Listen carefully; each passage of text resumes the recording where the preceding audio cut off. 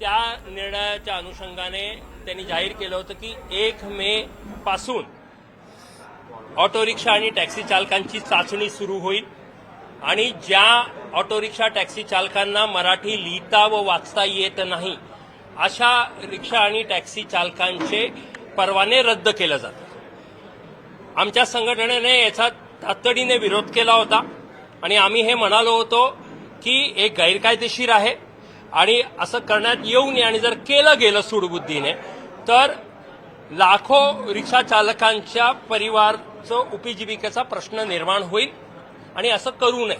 त्यातच आम्ही परिवहन मंत्र्यांना सांगितलं होतं की या विषयावर तातडीची चर्चा आपण करावी आमच्याबरोबर आणि त्या अनुषंगाने पुढचे निर्णय घ्यावे। आम्ही आभारी आहोत परिवहन मंत्र्यांचे की त्यांनी आज बैठक बोलवली होती। सविस्तर बैठकीत चर्चा झाली आणि सकारात्मक ही चर्चा पार पडली। त्यामध्ये आम्ही आमची परत तीच भूमिका मांडण्याचं काम केलं की परमिट देताना म्हणजे मुळात बॅजच देताना ते कंडिशन्स आहेत आणि त्याच्यामध्ये 15 वर्षाचा वास्तव्य असणं महाराष्ट्रामध्ये गरजेचं आहे। त्याचबरोबर पोलीस व्हेरिफिकेशन वगैरे होतं आणि मराठीचं व्यावहारिक ज्ञान मला येणं गरजेचं आहे आणि ते जेव्हा बघूनच त्यांचे अधिकारी आम्हाला बॅच देतात आणि बॅचच्या आधारे जेव्हा परमिट पाहिजे त्यावेळेला परमिट मिळतं।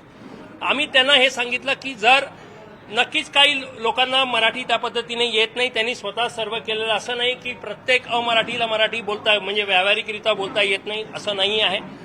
अनेकांना येतं, काही लोकांना येत नाही आणि आम्ही त्यांना सांगितलं होतं की आम्ही मराठी म्हणजे रिक्षा चालकांना आणि टॅक्सी चालकांना मराठी ज्यांना येत नसेल व्यावहारिकरित्या त्यांना जर परिवहन मंत्रालयाने काही जर त्याचं नियमावली तयार केली किंवा एक छोटासा कॅटलॉग सारखा तयार केला आणि त्याचं प्रशिक्षण द्यायचं म्हटलं तर आमची संघटना सुद्धा यामध्ये सहभागी होईल आणि रिक्षा चालकांना व्यावहारिक मराठीचं ज्ञान जुजबी ज्ञान यावं यासाठी पूर्ण प्रयत्न करेल। तर त्या सरकारनं ऑगस्ट पर्यंत वेळ दिलाय मात्र नाही वेळ दिला नाही असं आहे की जे काही